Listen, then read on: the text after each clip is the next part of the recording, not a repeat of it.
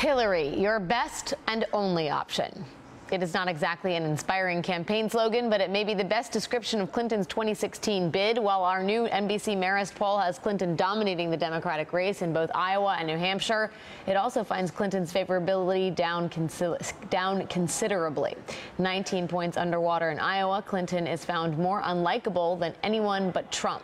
Up in New Hampshire, it is a similar story, with Clinton's favorability at -20. Granted, it is net negatives all around in our poll, with the notable exception of Bernie Sanders. Sanders was asked yesterday whether those feeling the burn are a similar strain of the fed-up folks backing Donald Trump. Do you buy that comparison? No, I don't. I think the chord that we are touching all over this country is that people are profoundly disgusted with an economics that make the richest people richer and everybody else poorer. They are profoundly angered and disturbed by a political campaign system that allows billionaires to buy elections because of this disastrous campaign finance system called Citizens United. Governor Dean, is it fair to compare the Sanders momentum with Trump's lead? Is that just a reaction to the prospect of a Bush-Clinton election? I don't really think it is fair. Donald Trump is just a bombastic person who says whatever comes into his head. Bernie actually has a cogent economic point of view that I think people share, some on the right, not just the left. But I really don't think you get. First of all, Bernie Sanders does not attack others personally, which Trump specializes in. So I think it's a very, very different phenomenon. Yeah, Sam, to that end, do you think there's been too much equivocating in terms of Trump supporters on the far right fringe and Bernie Sanders supporters on the left fringe? I agree with the governor. I don't really see the parallel, in part because, you know, Bernie Sanders' top advisor, Tad Devine, told me a while back that he's never run a negative campaign ad in his career. He doesn't go after other people. He talks about his issues, he sticks to his issues, and if people like it, they go with him. And it just so happens that he's tapped into something that's really resonant on the Democratic liberal side of the ledger right now. I think the comparison comes in the sense that on each party, people are kind of revolting at the notion of dynastic politics. You see it with Jeb and you see it with Hillary Clinton too. People are really not a lot enthused about the idea of having another Clinton or another Bush, and so they're surveying their options. What's odd here is that the Democrats are kind of acting like Republicans in these polls. Their heart's with Bernie, but they have a pragmatism streak here saying, well, we want someone who we think can actually win, and so they're sticking with Hillary, even though she has these low favorability ratings. That's usually something you see on the Republican side and not the Democratic one. I sort of loathe myself for even bringing this up, Jess, but I'll do it anyway because I'm self-loathing. A piece in Politico argues that Clinton is suffering from the authenticity trap. Hillary's plight may offer a lesson in the perils of being too constrained. Trump shows what can happen when a candidate isn't constrained enough. Is there such a thing as real anymore? Yeah, I want to push back on a couple of those points. I don't think that Democrats' hearts are really with Bernie, and if we thought that he could win, then we would all be really happy to go out and vote for him. I think that there is a reason why you keep seeing in poll after poll that Hillary understands problems that matter to American families, that they think she has the best track record of getting things done. She's running a holistic campaign that is addressing everything from criminal justice and Black Lives Matter to immigration. Today she's got a plan for climate change. I think the biggest difference between Trump and Sanders is that Democrats want Bernie Sanders in the race. Talking about economic populism is fantastic. That is good for us. It is good for the party. It's good for the country. It's good for Hillary Clinton. But that's not all. That's not the only issue that progressives are really excited about right now and know to be a really serious issue facing the country. I think that Hillary is doing a fantastic job of hitting a full range of those issues and showing what an incredible contrast there is between Democrats and Republicans. So yes, the stakes are high, and yes, we think that she is a better general election candidate, but that is definitely not the only reason why she continues to lead. And yet, Governor Dean, there's still skepticism. As much as she's done exactly what Jess said, which is come out very strong on progressive issues, today Clinton was making a big push on climate change, and she refused to take a position on the Keystone Pipeline. So I guess I wonder how much that illustrates the sort of limits in the course that she's charting towards the base. No, I think that Hillary Clinton is by far the most qualified person on either side to be president of the United States, and I think she will be president of the United States. She's underwater right now because she's gotten a broadside from mainstream media and I'm not a big believer that the media hates Hillary Clinton, but they sure have been incredibly sloppy. The New York Times has written 2 stories in 3 months. You don't think it has anything to do with Hillary Clinton hating the mainstream media? Oh, I think Hillary Clinton doesn't like the mainstream media. Would you like them if they just I don't know, am I the mainstream media? Go ahead. The New York Times has done a really crappy job with these 2 stories about the finance of the Clinton Foundation.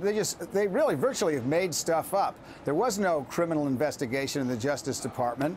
There was no referral for classified information that she leaked. In fact, it's well known that those things were not labeled as classified information. So she now has to put up with this barrage from mainstream media. She'll get through it. She got through with the Clinton financial stuff in the foundation when it turned out to be not true.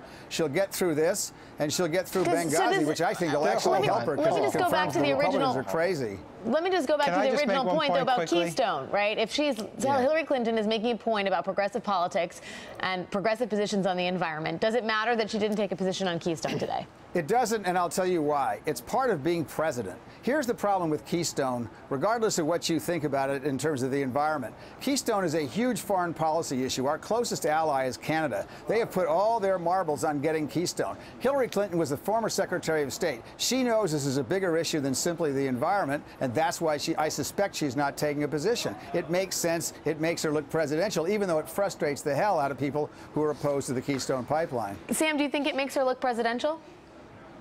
If you have that lens, yes, it does, I guess, but it also can make her look incredibly calculating, too. And there's a constant theme throughout her career that critics have of her, which is that she waits to see which way the wind is blowing and then decides her positions. Now, is that fair or not? I don't know.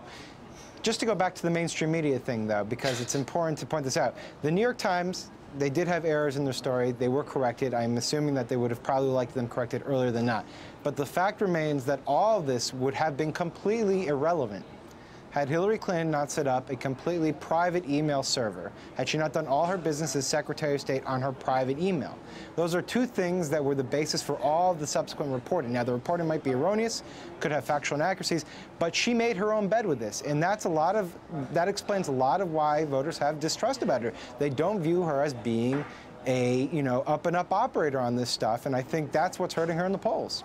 I disagree, Sam. With all due respect, and I respect you enormously, one of the reporters that I do, I think this is a media-concocted story because I think the media is deeply offended about the emails, and I don't think the average American is because they do this kind of stuff too. Whether or not it's a media-concocted story, it's a story of her creation.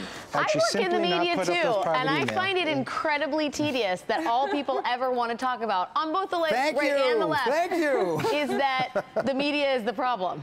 Well, I think that Hillary Clinton has been in public office or public life for some 30 years, and we have seen some incredibly unfair attacks on her, wholly without substance. I don't believe that that's the media's fault. I believe that most times, it's the Republican Party's fault that has been going. She made her own private email system. Just because she had a private email system doesn't mean that the New York Times gets to say that there are criminal investigations into her when there are not. But it does allow them to report on the Inspector General at the State Department investigating the former Secretary of State's email. But they're not investigating. What they're investigating is classified material, which was sent to her, which was not labeled classified. Absolutely. According to Hillary Clinton. According to the Inspector General, they're looking at FOIA requests, and now that we have to release the emails, and if they had reported on a security guidance being requested for how the Clinton emails were being released as per the State Department, that would not have been the kind of media story that we all have to talk about. Do you really think, though? I mean, Sam, answer me this sort of philosophical question, since I'm in a self-loathing philosophical mood today. If there was a Republican candidate who had a trustworthiness issue, and there was the same coverage of this person in the way that there is Hillary Clinton, do you think there would be as much outcry on the left? Yes, absolutely. For instance, we know this. There was private email use in the Bush White House Karl Rove, I believe, was sending private emails, or some other operators in the Bush administration were using private accounts, and it was a massive story back in 2004, 2005. I don't have all the details in front of me, but I remember it vividly. This was something that the left was deeply, deeply offended by, and they wanted investigations. I'm pretty sure they launched House investigations to this matter. And so, yeah, I don't think there's, I mean, there's a little bit of inconsistency here in terms of the outrage, but again, the New York Times story had its faults. No one is saying that that story was solid. It had serious corrections appended to it. It was completely But none wrong. of this would have happened. None of this, again, yeah, but none of this would have happened had she not used her private email system. This is the whole nexus of the story. So she used her private email. So what? So what? That is the point, though, that she is the creator of this problem. That's not a so what. We act like she's some sort of bystander She here. did not break the law. She didn't do anything that was illegal. She didn't send out classified information. She may have gotten some that was unlabeled. The problem here is the media is deeply offended by this.